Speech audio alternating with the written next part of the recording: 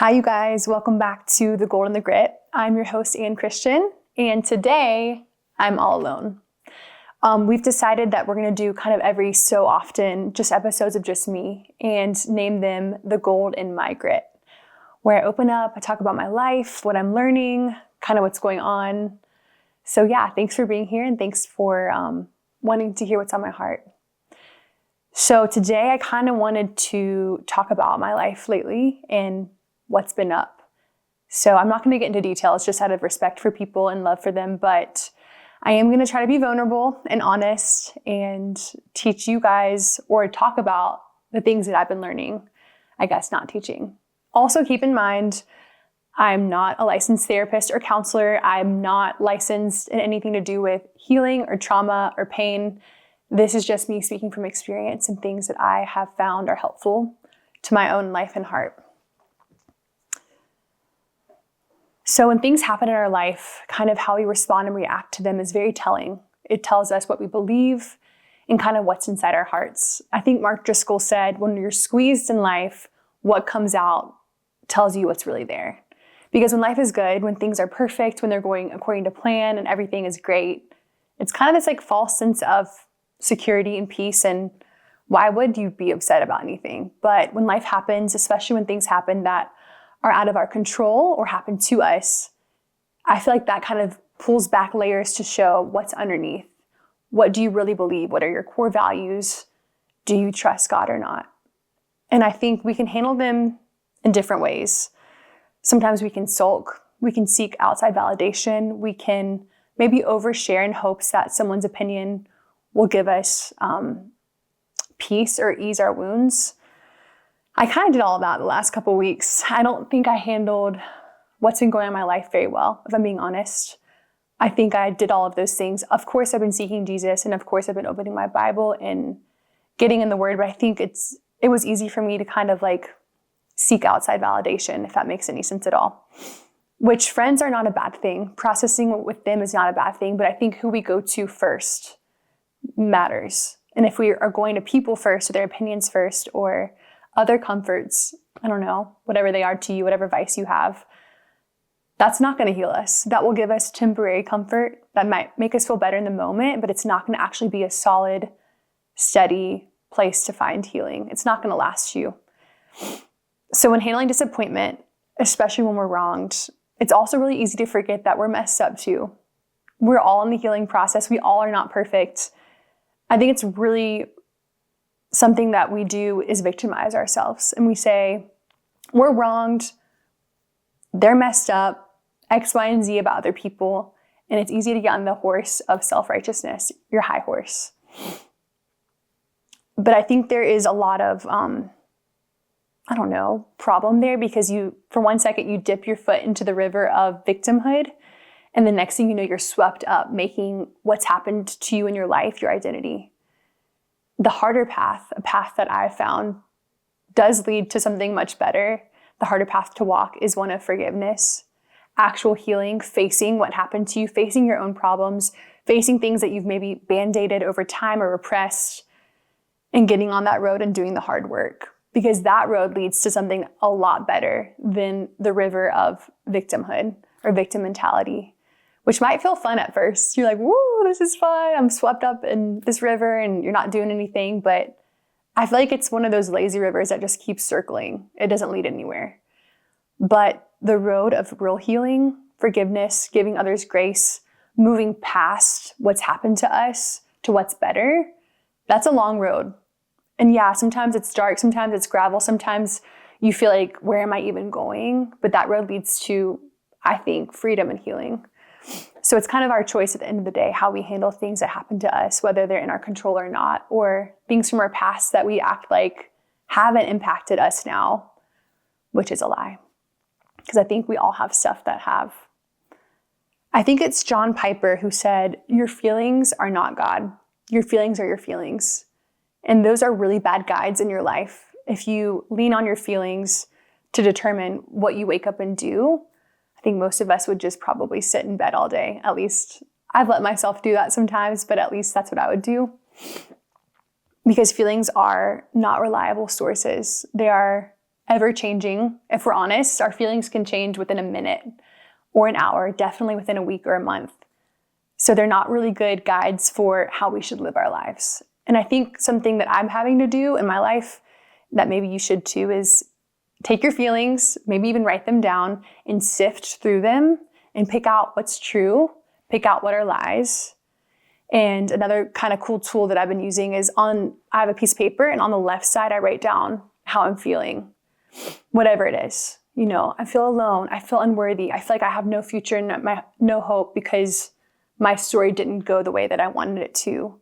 So that's on the left side. And on the right side of the column, I write down the truth, the opposing truth to that, to cancel out those lies, to remind myself, hey, I might feel this way, but it's definitely not true.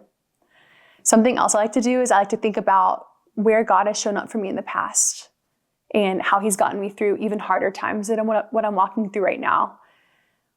For instance, even last year where I was at, I like to remind myself, okay, I was here last year and these are all these dreams and goals that I had and I hadn't had them yet, but look where I am now.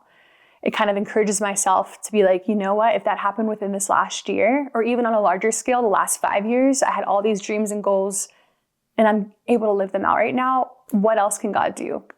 Or I think about the people that I didn't know last year. Some of my closest friends, some of the most amazing people in my life, I didn't even know a year or two ago. So if I didn't know them then, who else am I going to meet within the next year? There are good things to come. And so sometimes when I think we're discouraged or sad, we kind of feel hopeless, like there's nothing else that's going to happen. And that's a lie. So just think back on your life to things that hadn't happened the last year. Think back to the friends and the people that are important to you that you didn't know, and get excited because there's more to come. And I think something else that I've been doing, whether maybe you believe different things about God, and that's okay, but what I believe is regardless of circumstances, regardless of what has happened to me in my life, his character is not changing. Things change, people hurt us, anything in our life is ever changing. Nothing is super certain or secure, but he's the one thing that's constant, unchanging. And with that, he knows everything we're thinking and feeling already. So sometimes I just go to him with really raw emotions and I just am honest. I'm like, hey God, I'm angry. Or, hey God, this happened to me and I didn't expect it or want it. This is not how I wanted things to go. And I'm just really raw and vulnerable with the Lord. Not out of a place of disrespect that he owes me anything, but if he already knows what I'm thinking, if he already knows what I'm feeling, if he was in those moments with me, so he understands more than anyone, I don't have to explain it to him because he was there. It's the most beautiful and safest place to process how I'm feeling.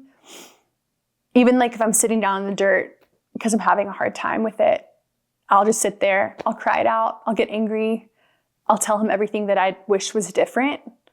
I'll let myself process it that way with him. And then I always feel like he reaches down a hand and gives me a hand up out of the dirt. And he's like, okay, let's keep walking forward because I have so much more for you than staying stuck in this place of hurting or of disappointment or pain. Because it is really important that we feel those things and we process through them, but I think it's really dangerous to stay stuck in that place.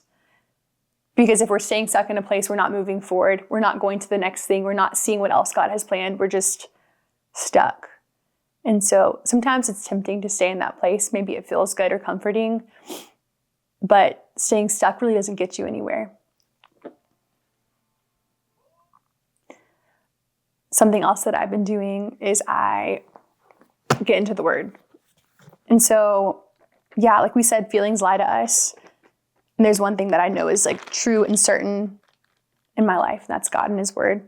And so I will literally open up my Bible and I'll read out loud or I'll read internally.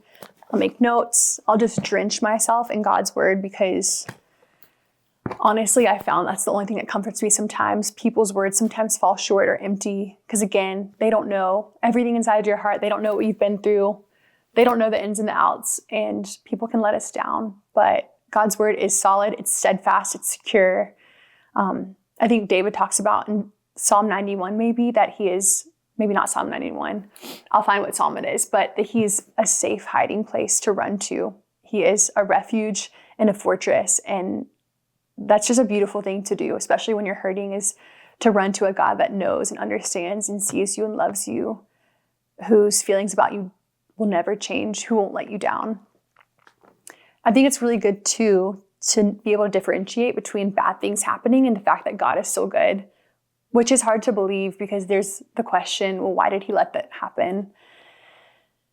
And people have free will and free choice to make their own decisions. We're not robots. That's my answer to that. I'm not a theologian by any means, but that's kind of when I've gotten down to it with the Lord and I've kind of asked him those same questions with things that have happened in my life.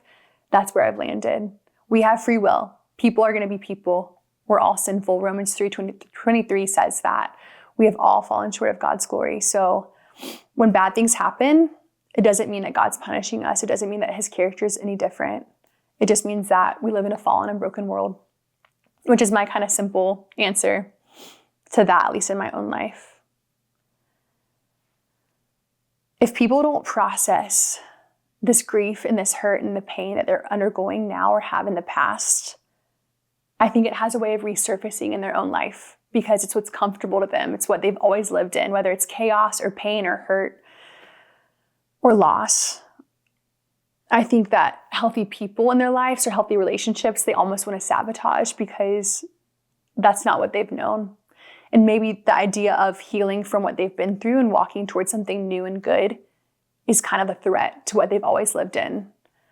And I think that can even like pop its head up whether they want it to or not. But if I think even in my own life, if I don't deal with those hard spots of being hurt, I recreate them or I seek out similar situations, maybe wanting to rewrite my ending from something else, but that's really dangerous. So I think it's really important for us, myself included, to do the hard work now, even if it means doing hard work from years before, so that doesn't resurface in our lives, so we don't create chaos or pain or betrayal or hurt or loss, unintentionally or intentionally so. Because what we don't heal from now, I really do think will pop up in our lives later in some way, shape, or form, in different relationships and even friendships or just in life. That can happen. I read something recently that said overthinking kind of feels like this control and this comfort, but it's actually a false sense of peace. So if you're anything like me, I do this thing where I play this game, okay, if this would have been different in this way, and I kind of like try to rewrite the things that have happened to me, and it kind of feels nice in the moment, but like that's idolizing a different outcome or control, and also doesn't change anything. It's a pointless thing to do in my head, but that's kind of the same thing with overthinking possible outcomes. I think if we can imagine it happening, if it does happen, we feel this like sense of control and comfort of like, well, I kind of already thought about this. If it went this way, then I'm going to choose this, this, and this. But that's also not trusting God. That's idolizing our own sense of control and power. And some people might call it wise, a wise way of planning or thinking. But I think there gets to a certain point where it is overthinking and it's trying to take control of things that we really don't know what's going to happen. And you're also losing that gift of allowing life to happen and gift of enjoying where you are right now because you're so forward thinking or past thinking that you can't be present and you can't enjoy the gifts that God's given you. And I definitely fall into that category sometimes. So yeah, sometimes when life happens, it's really easy and sometimes more comforting to ourselves to be in a state of self-loathing, being a victim, or allowing ourselves to be super negative or apathetic towards life. But what I know right now, because I'm kind of still in the middle of all of this, you guys, I'm not on the other side quite yet, but what I know is more fulfilling is that harder path I talked about. Forgiving myself from things I can't go back and change, forgiving others for ways they've hurt me, and releasing all of that to God because he says he's going to handle it. In Romans 12, it says that vengeance is his. So I have to trust that. God's going to handle this on my behalf. Exodus 14:14 says, be still and the Lord will fight for you. Sometimes being still is hard, especially when we feel like we are owed something because someone hurt us. But the truth is none of us are owed anything because none of us deserve grace, but yet we're freely given this amazing gift of grace. And I'm very thankful for it because I'm not even close to being perfect. Anyone that says they are is lying. I can tell you that right now. So we are not our past. We're not our mistakes, and we're not things that have happened to us or been done to us. We're more than that. And we get to choose to get up out of the dirt and walk forward and walk that hard path of healing to get to a better destination. Or we get to choose to stay in our hurt, stay in our pain, or act like it doesn't exist and allow it to keep recycling in our lives and reappearing in our lives in unhealthy ways. At the end of the day, it's really our choice. So I hope that whoever's listening to this, even if it's one person, can maybe recognize similarities or patterns or ways that they've pressed down things that they need to address and heal from, so it can better their lives, so they can choose healthier things. They can maybe even enjoy a healthy relationship or just life in a more full way. I hope it encourages you guys to do the list thing, where if you're feeling a certain way that you know is probably a lie, write it down on the left side, write the truth on the right side, cancel out those lies. Don't let them take root inside your heart or your mind. Don't believe them about yourself. There is more to come. Even when life is hard, even when it feels really tough. Sorry. Like I said, I'm still in the middle of it all. Even when it feels like the way life is going isn't what you wanted or planned, and that if you could have chosen a different path, you would have. That's where we get to step in and say, you know what, God, I'm going to trust you anyways. Even when I can't see ahead, even when I don't know what's next, I'm going to trust you that's something better. And I'm going to trust that you are still good and you still love me, and none of that is changing, even when my circumstances don't feel that way, even when life feels shaky or uncertain or hard. So I hope that this is encouraging to at least one person that's listening that maybe is also in the middle of things right now, or they don't know what's next and they're tempted to dip their toe into the river of victim mentality, but instead choose to turn around and walk that hard path of healing and forgiveness and grace. One more thing on forgiveness. Sometimes it feels like we're letting people off the hook by forgiving them. That's a lie. And that's a lie because at the end of the day, it's not up to us what happens. I really leave that into God's hands. I know that He's going to hold people accountable for what they choose. And also, us not forgiving other people, we're just giving ourselves perpetual bitterness and making ourselves more hateful. And we're staying stuck, like I said, in a place of hurt. Instead, when we're able to forgive and say, you know, you don't deserve forgiveness, but neither do I, but I'm going to choose to forgive you anyways, we're really setting ourselves free. I know you guys have all heard that analogy. Forgiveness feels like we're locking people in a cage, but really the person in the cage is ourselves. So I hope that you guys are able to take away something that from what I'm learning right now, maybe apply it to your own life, maybe decide to make the choice. And sometimes it's not a daily choice, but it's a moment by moment choice to forgive. Because every single time something's brought up from that time that person hurt you, you have to forgive them. It's not a one-time thing. I wish it was. I wish I could forgive someone for a one-time thing and then that be settled forever. But really, it's like a moment by moment daily choice to forgive other people and yourself. Because forgiving yourself is just as important. You can't change what you've done, but you can change how you move forward and walk forward. Making sure I'm not missing anything else I wrote down. So give yourself some grace to grow, space to process, and dig deep into what healing really looks like for you. I'm doing it right now. You can do it. You're not alone. And if you're watching this and you feel like you don't really have anyone to talk to about this stuff, reach out to me. I'm a person, so I'm going to be imperfect and maybe the timing of the response or things like that. But more than me, there's a God that was with you in all of those moments that loves you. And He doesn't change. His character doesn't change. And His love for you will never change. So reach out to Him too. And yeah, I love you guys. I hope all of this rambling and even me getting emotional in the middle of this still made for something that encouraged you and something that gave you some hope in whatever season you're walking through. And yeah, until next time on The Gold and the Grit, I'm Ann Christian.